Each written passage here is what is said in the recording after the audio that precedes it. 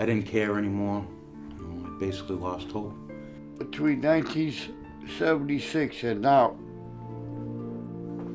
I've either been homeless or in county jails.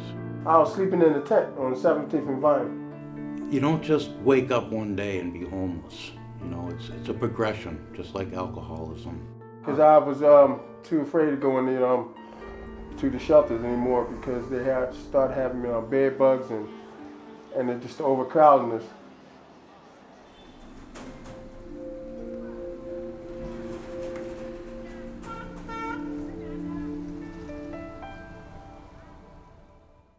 To end homelessness, you really have to begin with housing. And that housing really is the thing that the veteran will tell you they want and need most to end their homelessness. For a significant number of the homeless veterans, the traditional approaches weren't really working. While the old models did temporarily help people get off the streets, when they relapsed, they were going back out and they were reutilizing emergency rooms. They were reutilizing inpatient hospitalizations, or they were ending up incarcerated into the county jails. So the big difference between Housing First and some of our earlier models is that there are no prerequisites, that somebody can move directly from streets into permanent housing. You don't have to be in a treatment program. You don't have to be clean and sober. You don't have to be symptom-free. What you have to do is agree that you want to work with us to end your homelessness.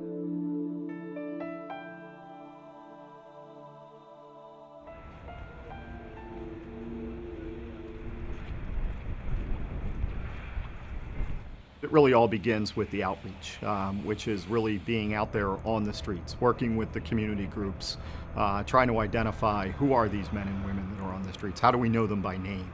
How do we know them by what are their needs? And then how do we sort of match what's the right level of housing support and case management to end their homelessness and help them fully reintegrate back into the community? And there has to be a passion for working with people, working with the homeless population, an understanding of, just the clinical issues going on, reasons behind people becoming homeless. It really focused on that chronic homeless individual, the one that had been on the streets the longest, the one that had severe psychiatric illnesses like schizophrenia, bipolar disorder, or PTSD that just wasn't really able to be stabilized.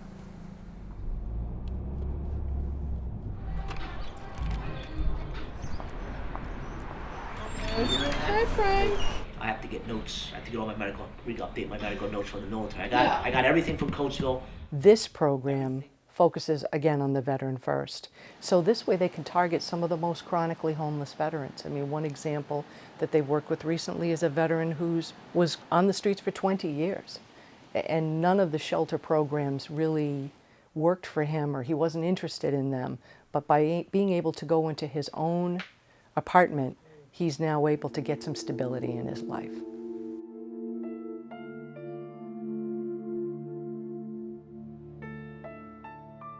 The important thing in this is to match the service intensity and variety of services with the complexity of the clinical needs of the people you're trying to serve. In most of these programs that we're talking about, there's a highly complex individual with many needs, and so you need a multidisciplinary team to address those needs, and that's how they fit together. You identify the veteran, you recognize that they meet the criteria for the program, you then move them into housing, and then you put the supports around them. That's a major difference between the Housing First model and the previous models. We put the veteran into housing first, and then the clinical support teams are there to help them with any one of those other problems, be it employment, family reconnection, psychiatric symptoms, or addiction, in the sequence in which the veteran chooses, and also in the way, the pace, the manner in which is most comfortable to the veteran. In Housing First, this is their home.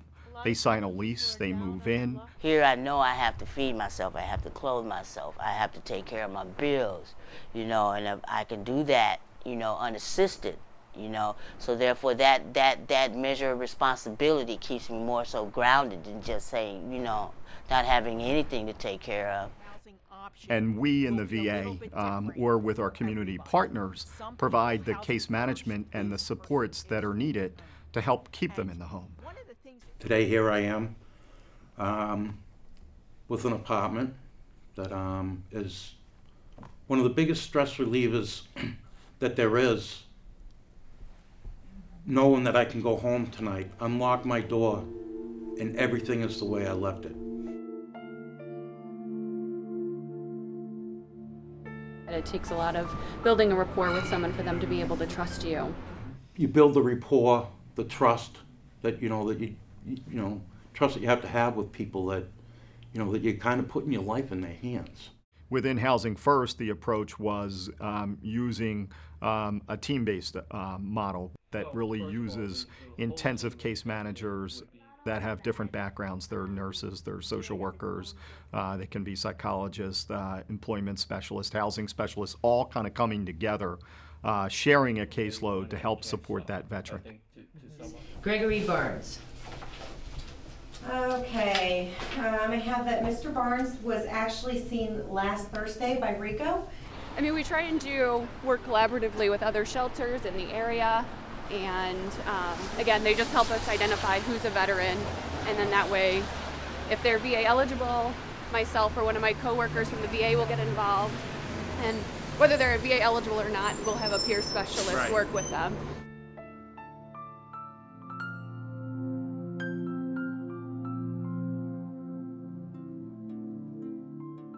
You have better outcomes, and not just better outcomes from a housing perspective, with 85% of many of these individuals still in housing a year or 2 years after the initial engagement.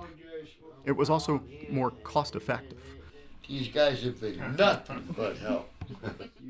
It's really important to note that, it doesn't happen that first time. It really does take many, many encounters with that veteran to build that relationship, to reestablish some trust.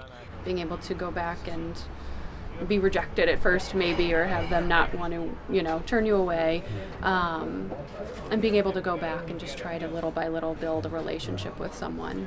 And then to start talking about, how do we help you truly be home? In the military, that you're taught to be self-sufficient. You're taught to be, take care of yourself. That you don't need help. And and even though the help's there, you don't ask for it.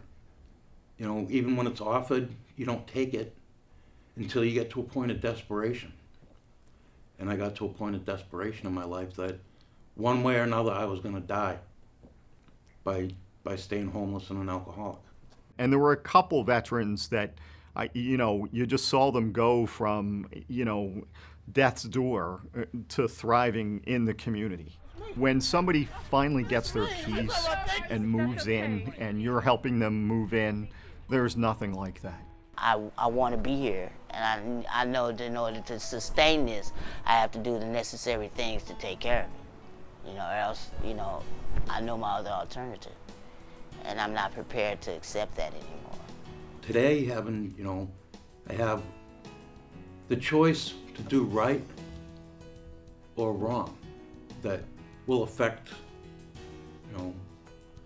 my housing status. I drop to my knees and say my prayers and thank the Lord, because that's my biggest support besides my family and friends. And I just thank Him for having them in my life, having the VA in my life. I can say to myself, blessed. Because ultimately our job is to put ourselves out of business. We want to try to help these men and women be as successful and as independent as they possibly can be. I really think we can help. We can end homelessness. The veterans would always tell you they needed housing to end their homelessness. We'll do this together.